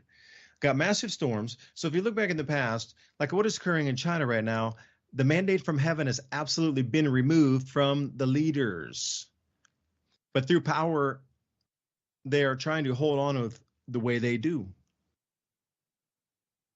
Power struggle. It's always been, always will be. But for this the corona to start blasting a bright nova in our skies just weeks from now, with all of this other silliness that seems to be happening, that's bending the mind, bending the emotions, tweaking your reality. So look for this one. It's supposed to increase 1 whole degree of arc. So you got to think about going around your periphery at night, 360 degrees. So this thing is going to go from a pinprick in the sky to a full degree of bright. There'll be something there, and then there'll be nothing, and then whoosh, there'll be something giant in the sky. So how are we going to integrate this in? Another sign in the heavens. I mean, how many points do we have to look at to see that this fits a lot of, okay, that checks all the boxes. Yes, extremes. That checks on the cycles. Yeah, the 80-year cycle, the 1,200-year cycle, the 1,000-year cycle, check, check, check. Okay. It's cited at the same time. Oh, wait, we're in a grand solar minimum cycle, 400 years, check. Squaring planets. Okay, 79 AD, 2,000-year cycle, check. And then we go through the Hunga Tonga eruption, the biggest eruption in 200 years. Okay, that sits in there. But the amount of water vapor is the most ever recorded in human history going into the atmosphere from an eruption. Okay, check. That's a big one. Multi-thousand of these giant daytime fireballs coming through right now. Check. Earth cracks across the planet. Check. All of our infrastructure collapsing from the railroads to the dams, because the Earth's crust is starting to morph, bend, pull, and become plious. Check. All right, these are all the things in play. How many people have seen the cycle? How do you get prepared for it, though? Because there's a couple ways you look at it. All right, so that's all the base information of we know it's here, it's in play. Now, what's the solution for that? That should be more of the question is, okay, we've identified the problem pretty cleanly. We see all the change. And the change is, well, the change is here because the problem's behind it. We see that problem's here now. Greatest opportunity in human history. Stuttered there for a second.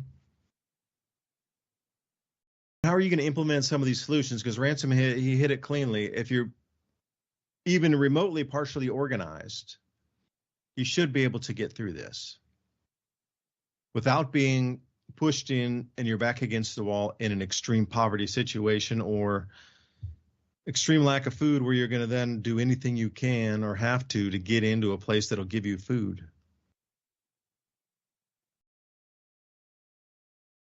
Which way does the world spin from here? Now, how do you take those solutions and then offer them to the greater public, quote unquote, the masses, so we can start implementing some of these solutions? It might be different for everybody. So I don't know. There's so many possibilities for storing foods, drying foods, canning foods, growing foods, trading foods, that it's really unlimited. Now, how do you get that area set up to be able to barter before the event, so you learn how to break change for a 1 ounce silver round? Or maybe I said this before in a show. I had a friend of mine, Kevin, and we were talking, and Ryan too, and we're like, hey, what if you got a 1 ounce silver round? How are you going to break that and make change for it? So we started having these conversations in the barter situation, all right? So you got to realize this could be a possible solution in the interim between systems. So you got a 1 ounce round. Okay, I got 20 war nickels of 0.05 ounce. So 20 of the war nickels from, say, 1943 to 1945, where there was silver in the nickel, would be equal to one whole silver dollar, and you could break change that way. Or you could use a pre-1964 quarter. 5 of those is about equal to an ounce. What about the mercury dimes? How are you going to break in anything? We're talking about strict silver to silver trading, but you need to have change for that. Half ounce rounds, quarter ounce rounds, but those things are really, really, really, really expensive with their with the premiums. So do you have a blowtorch and a scale where you can actually, melt those metals down and put them into an ingot form and be able to clip that off to the perfect amount of weight and then be able to mark that weight on a bar that you poured yourself? And there's going to be a lot of solutions, and a lot of things are going to go away, and I agree AI will be there and it's going to go. But there's going to be a huge amount of human implemented solutions that are going to precede that full takeover and 100% out there labor force of the AI. We're going to go through this dip down through these cycles first before we come back out and that AI starts to take over. Could it be done during the actual flip that we're experiencing right now between two worlds? Yes and no. I mean, yes, because during that time of so much chaos, a new system could come up. But see, we're against human learning at that same time. The humans who would need to learn that just to even have those machines to exist themselves, a lot of people don't have the time or energy to learn all this new AI tech that goes with it. But there has to be enough people on the planet that understand it so the AI tech can continue to run with development. There's no way it can just come to this point and then, okay, that's it, and took away all the humans, and then it can exist without and then just develop itself. There's a symbiosis. Human input is still needed into the system. But what's way outside that is you trading with somebody an ounce of silver, breaking down some old pre-64 change, doing your sale, or trading or swapping or bartering, but no AI involved in that. It's just off-chain vegetables, for an example. I mean, AI has its uses, but a lot. I was looking at this chart today, and only 20% of corporations have adopted, or companies have adopted, usage of AI inside their businesses so far. But the way it's on the news, like 100% of businesses have implemented it, and it's just everywhere. It's all encompassing. It's rolled over us already, but it seems like it's so complex for a lot. It's so new for so many, they don't understand the concept, and they're just all burnt out and they don't want to learn it. They've already spent their entire life chasing down QuickBooks, chasing down Excel sheets, chasing down XYZ programs, the new CRM management, just whatever it is. So many people had to learn so many systems so far just to keep up with that. And now we're coming into AI and they're like, no, we're not going to do it again. So it seems there's a disconnect between, the human manpower so far to get this to implement to 100%, where everybody understands, everybody will accept it, and everybody will integrate with it. We are 80% away from that. 80. But the news would have you believe that we're near 100%. This is another mind bender right here. Yeah, it exists. The plan is to put everybody out of work. The plan is to take over the world with AI. But that is definitely not where we sit in the physical reality as of this day today. So again, the news has made you paint the picture for them of what the world is, and you're in the own belief system wrapped back into it, even though it's not even remotely close to where that is yet. But the story's scripted for you to get your mind to make and create the reality for it, to let you believe that that reality is already created. I don't know. Again, then we're back into that loop again, like you talked. Same spin, different era.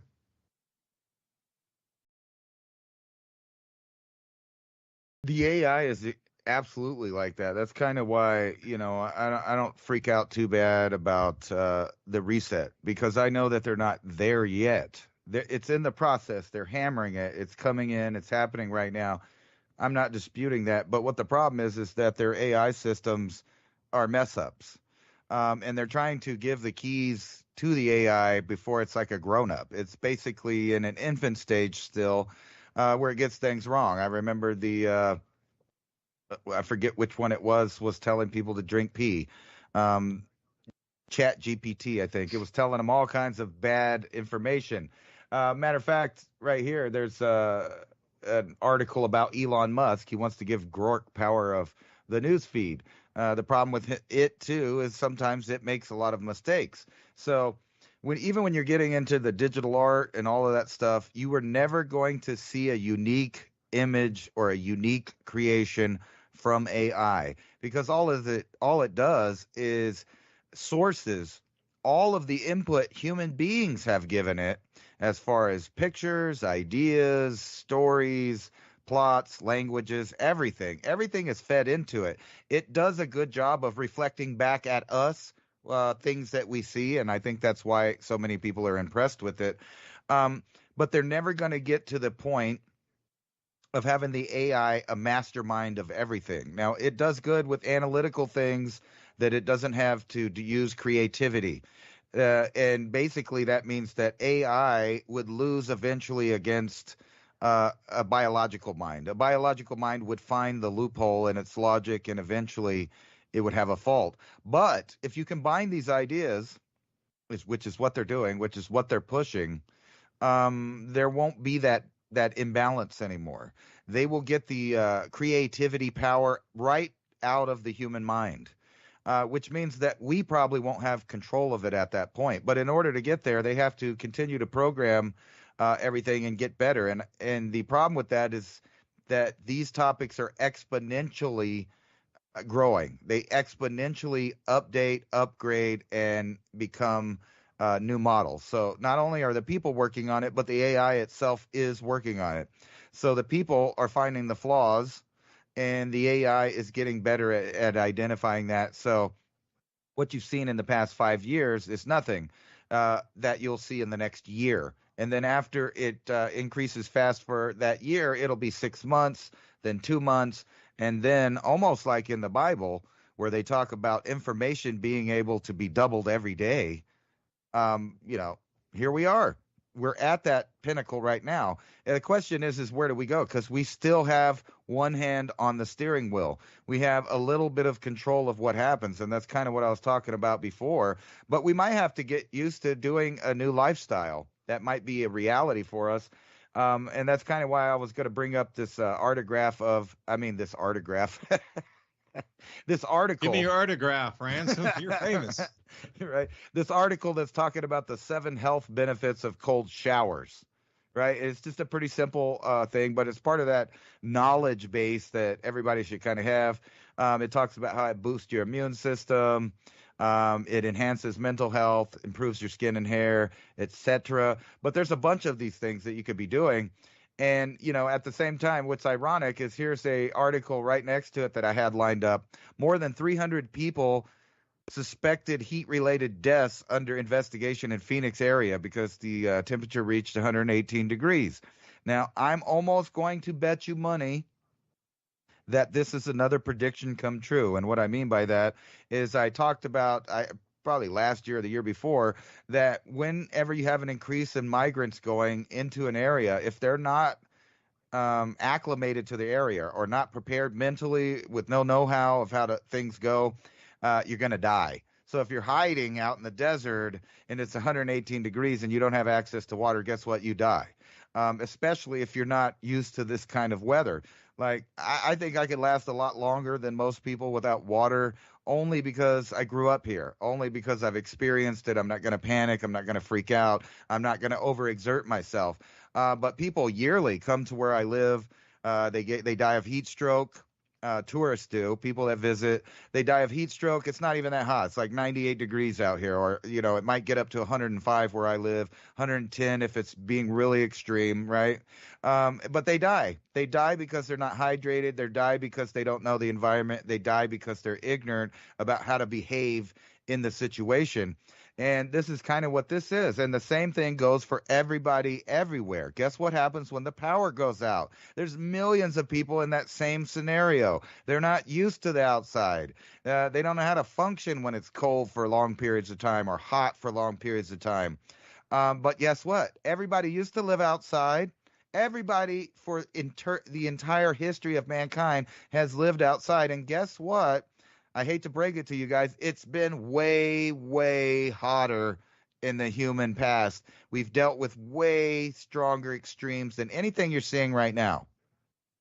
I mean, yes, in relative history, you might see some extremes, but nothing like things that people have dealt with in the past. So we know the human can do it. The question is how many of you out there, like in the world, are going to be able to go through that? And here's a small microcosm of the whole thing. 300 people suspected dead and heat-related, and I'm going to bet that the majority of them are homeless or they're migrants that just got here. And, that's sad that happens. And right near where I live, they're finding people almost daily dead along the border from heat exhaustion, malnutrition. They weren't ready. They weren't prepared. And it's not like it's that bad outside. So you imagine what's going to happen in the near future if any kind of supply chain disruption happens to Europe or the northern part of the United States where it actually gets cold. You're going to see some problems, which we already, see whenever there's extremes. I remember, I forget how long ago, but there was a heat wave in the Midwest when I was younger, probably a teenager. And I remember hearing about all these old people dying when it was only and I kept thinking, it's only like 89, 90 degrees. Why are they dying? And I couldn't figure it out. And then, part of it's because they were used to living with air conditioning for one, or fans, and then the power goes out. But the biggest cause was the extreme temperature that never dropped below a certain degree. So in other words, it was hot all day. And then at nighttime, it didn't cool off. So they were hot all night. And then when you get into a week of this stagnant temperature, the human body doesn't do so well. And that kind of leads me back to this resources thing. Do you need cold showers? I hate to tell you, but when you're almost freezing to death and you've been working outside in the cold all day, the best thing you could possibly do is have a hot shower, right? It's a total healthcare remedy. It makes you feel better. Your bones stop hurting. You get back to a core temperature. Well, the same is true for the opposite direction. If you're, super hot, a cold shower can straight up reset everything.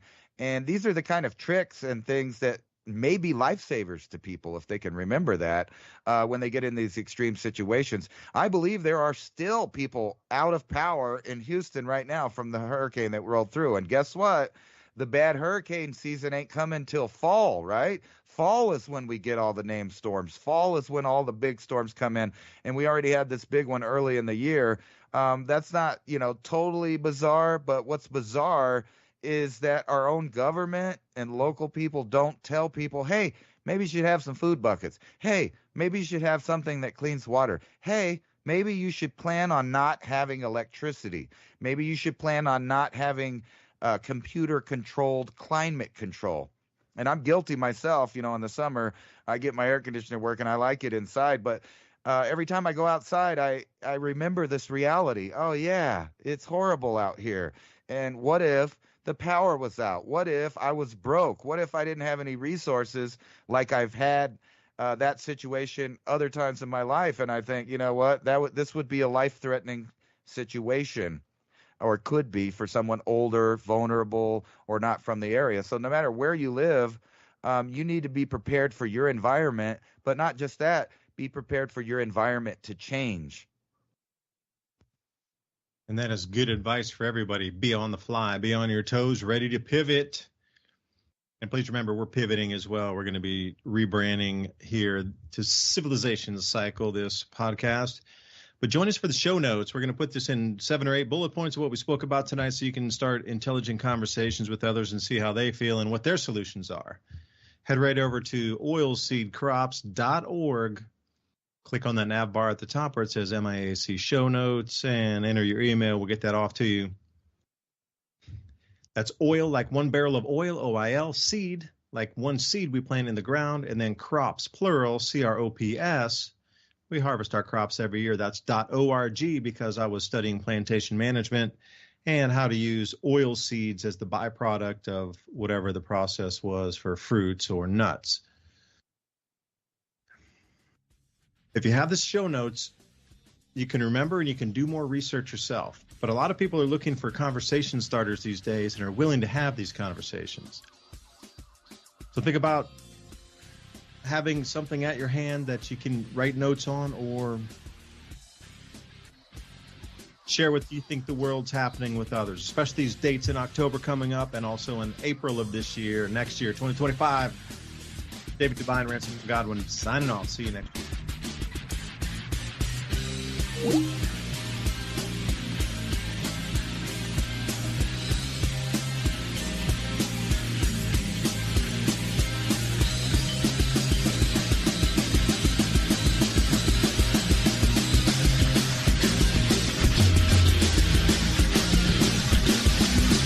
Thank you for listening to